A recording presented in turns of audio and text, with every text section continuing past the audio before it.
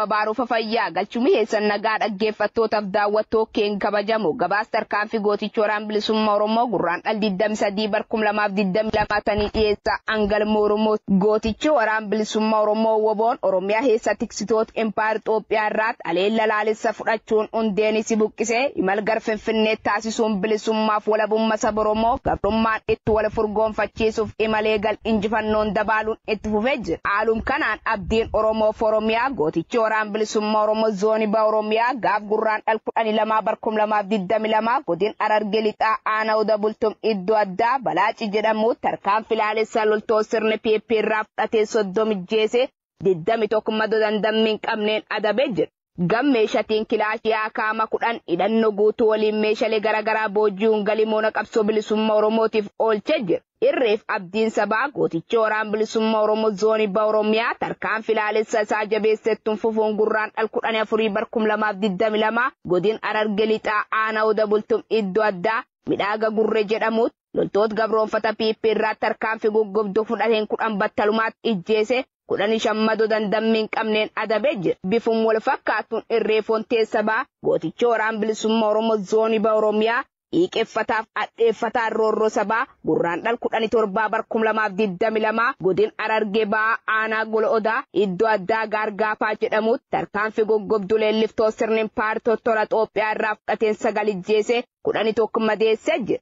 Irreef wanti sabaa gooticha waraana bilisummaa Oromoo ammallee tarkaanfii isaa laalessattuun fufuun gurraandhala 21 bara 2022 godina Harargee ba'aa aanaa Malkaballoo iddoo addaa Fincoo jedhamutti lol goggobduu ufrifachiisa loltoota sirna PP irraa fudhateen 12 battalaatti ijjeese 15 madeessee jira. Walumaa galaatti abdiin Oromoof Oromiyaa gooticha waraana bilisummaa Oromoo zoonii ba Oromiyaa torbaan kan keessoof loltoota sirna PP 61 ijjeese 62 ol madeessuun 124 hojiin al taasisee jiraachuu ajajaan wobo zoonichaa ibsee jira. Tarkaanfiin waraanni bilisummaa Oromoof fudhate bilisummaaf walabummaa Oromiyaa itti fufu injifannoon uummata Oromoof horaa bulaa deeba. Asa gumaacha gooticha waraana bilisummaa Oromoo gurraandhala 23 bara 2022 isiniif dhiyeessaa annadi Oromoo tabboontootni ilmaan Oromoo reefii gaachana sabaa wobo dinagdeen tinnisuuf gumaacha taasisan jabeessanitti fufanii jiru. Haaluma kanaan qabxaawaa gameessa wobo duraanii jaaltumsaa waayyuu deeggarsa maallaqaa shilingii Keeniyaa 20 wobo gumaachee jira. Fuula duraafis bifuma kanaan akka itti fufuu fi tumsa taasisuun hanga bilisummaatti waan danda'een wobo biraa akka dhaabbatu waadaa galee jira. Tumsi wabii saba Oromoo woboof taasifamu itti fufuun maadheen yaamisa qeerroo fi qarree haa awwaannu deeggarsa waraana bilisummaa Oromoof taasisu akkuma itti fufeetti jira. Maadheen yaamisa qeerroo fi qarree haa awwaannu gumaacha waraana bilisummaa Oromoof taasisanii marsa lammaffaa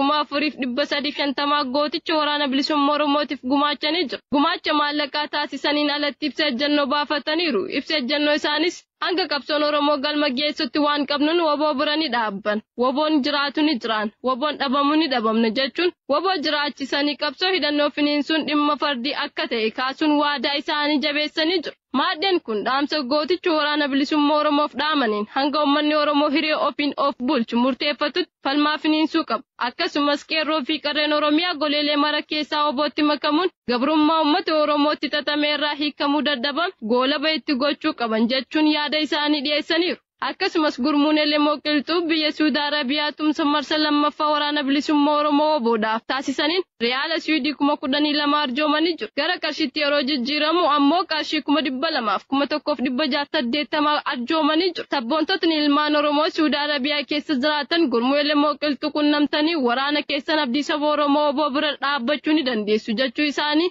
gabaasa ajajaa olaanaan dhaabaa woboo irratti biyyoolessa Oromiyaa qaqqabsiisaniin beekuun danda'amee jira. Nutis galanni keessan bilisummaa haa ta'u ittiin jan horaa bulaa deebanaa injifannoon uummata Oromootiif. Godina Lixa Wallaggaa Oona Gullisoo keessatti waraanni sirna PP namoota nagaa 3 rasaasaan ajjeesan. Jaalaawwi Mahammad dabalata qabdi. Empire Itoophiyaa lubbuun dhala namaa gatii dhabe keessatti guyyaa guyyaan ajjeechaa ilmaan Oromoo dhagaa ooluun waan baratamedha. Guraandhala 21,2022 godina Lixa Wallaggaa Oona Gullisoo ganda Waayyuu Maannii keessatti tiksitoonni sirna dulloomaa Minilik maqaa waraana PP'n sochaan barii barraaqaan gandichatti seenuun lafa duwwaatti dhukaasa hamaa erga geggeessaniin booda namoota nagaa waan ta'aa jiru wal dhaaluun qe'ee isaanii bira turan 3 rasaasa itti roobsuun ajjeesan. namoota waraanni sirna PP marartoo tokko malee rasaasaan dha'uun ajjeesan Lammii Guddinaa barataa kutaa 7 fi ijoollee umurii 14 hambaa jarrafuu akkasumas Xibabuu Baqqalaa ta'uu jiraattonni arraata biyyoolessa Oromiyaatti himaniiru. Guyyaa kaleessaa kana waraanni sirna faashistii PP kun obbo Xibabuu Baqqalaa jalaa erga mana gubanii booda isumayyuu ajjeesanii darbuu dabalanii addeessaniiru. Mootummaan sirna PP ofii isaatii qulqulluu nagaa kan uummataaf yaaduu fi hoogganaan akka isaa eessayyuu akka hin jirre bifa fakkaatuun gidduu kana ibsa mana maree bakka bu'oota uummataa warra ofiin jedhanii fi eebba piroojeektii hidhaa guddicha haaromsa Itoophiyaa irratti taasise irratti haa dubbatu malee qabatamaan lafa jiru. Sirni mataan nafxanyootaa Abiy Ahmed hoogganaa jiru sirna ilmaan Oromoo lafa irraa daguugaa jiru ta'uu gocha ajjeechaa goleelee Oromiyaa cufa keessatti raawwachaa jiru irraa hubachuun ni danda'ama. Godina Jimmaa magaalaa Jimmaatti murni PP ilmaan Oromoo adamsanii hidhuu hammeessan. Jaalicciitii bantii waan qindeeffate qaba. Gareen maafiyaa Impaayera Itoophiyaa maqaa mootummaan filannoo sobaan aangoo irra jiru ilmaan Oromoo bakka hojiitii adamsee qabee hidhuu tifufuun gurraandhala 19 bara 2022 godina Jimmaa magaalaa Jimmaa ganda laga Harbakka Addaa Waldaa jedhamutti mana jiraattotaatti marsuun Erroo Faalii Ahimad, Jawar Ahimadi fi Hamzaa qabuun waajjira poolisii magaalichaa kan aanaa tokkoffaa jedhamuun beekamutti hidhanii jiraachuu maddeen arraata biyyoolessa Oromiyaa magaalaa Jimmaa himaniiru. Akka maddeen jedhanitti Faalii Ahimadi fi Jawar Ahimad obbolaa yoo ta'an Hamzaan ijoollee ollaa ta'uu ibsuun ijoolleen kun uummata isaanii biratti jaalalaa fi kabaja guddaa kan qaban yoo ta'u addunyaa siyaasaa kamuu keessaa kan hin qabne ta'uu dabaluun ibsaniiru. Gareen qindaa'e fedhii leellistoota sirna Minilik milkeessuuf Oromummaa balleesse Itoophiyummaa dagaagsuuf hojjechaa jiru kun ilmaan Oromoo kumaatamaan lakkaa'aman magaalaa Jimmaa naannoo mana murtii godinaatti baatii 5 dura qabanii hanga har'aa dararaa jiraachuunis beekameera. Godina Wallagga Bahaa aanaa Sibuu Siree gandoota 2 keessatti fi Arsii Bahaa ganda 1 keessatti waraanni sirna PP manneen qonnaan bultootaa hedduu guban. Jaalaqaafan Fayyeeraa waan qindeeffate qaba.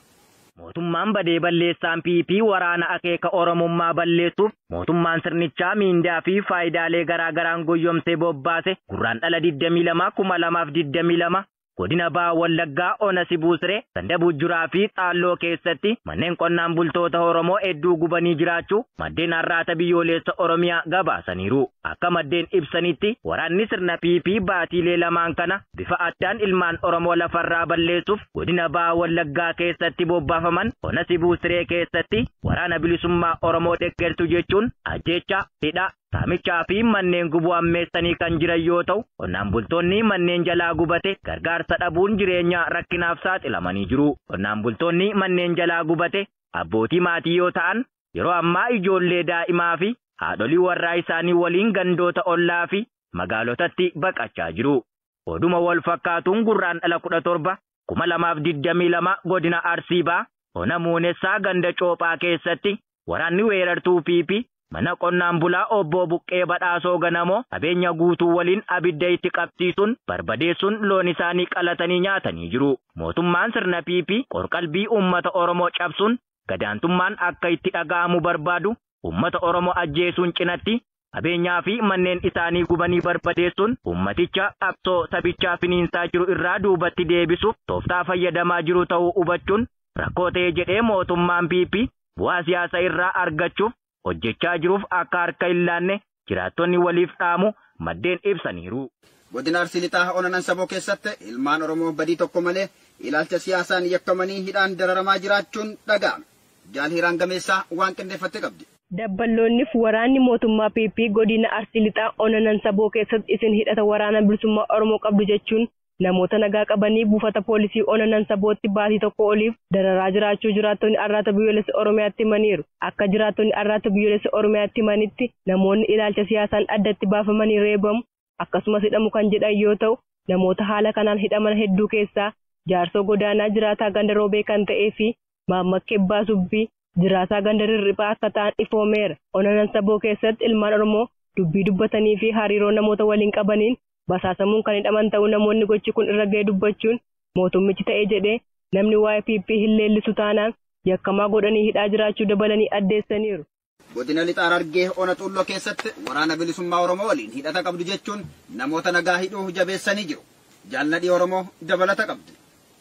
Akka jiraattotni godina lixa Harargee aanaa Xulloo jedhanitti waraanni mataan faashistootaa Abiy Ahmad bobbaas kan miidhame ilmaan Oromoo malee nagaan jiraachuu isaa arguu hin feene uummata nagaa godina lixa Harargee aanaa Xulloo araddaa kumakaas keessaa waboo waliin hidhata qabdu jechuun hidhaa jiraachuu himan. Uummata nagaa mana hidhaa magaalaa Hirnaa keessatti hidhamanii jiran keessaa kan maqaa arganne Daawud Bakar yoo ta'u namni kun badii malee qabamee mana hidhaa keessatti dararaa fi reebicha hamaan irra ga'aa jiraachuun maatiin isaa arraata biyyoolessa Oromiyaatti himan. Maatiin Daawud Bakar kun yeroo ammaa akka jedhanitti nuti isas dhabnee qabeenya keenya irraa baqannee lubbuun jiraachuuf jecha karaa irratti kufnee jirra. Ganda keenyatti deebi'uuf sodaa waraanaa fi dabballoota sirna PP qabna. Jechuun qe'ee isaanii irraa baqachuun rakkinni isaan mudachaa jiraachuu fi deebi'anii qe'eetti galuun sodaa hidhaa qabaachuu dabaluun yaada isaanii ibsatanii jiru. Baha Oromiyaa Onamayyuu Muluqqee gandoota garaagaraa keessatti waraanni mootummaa sirna PP dubartii tokko ajjeesu namoota nagaa dararaa jiraachuun barame.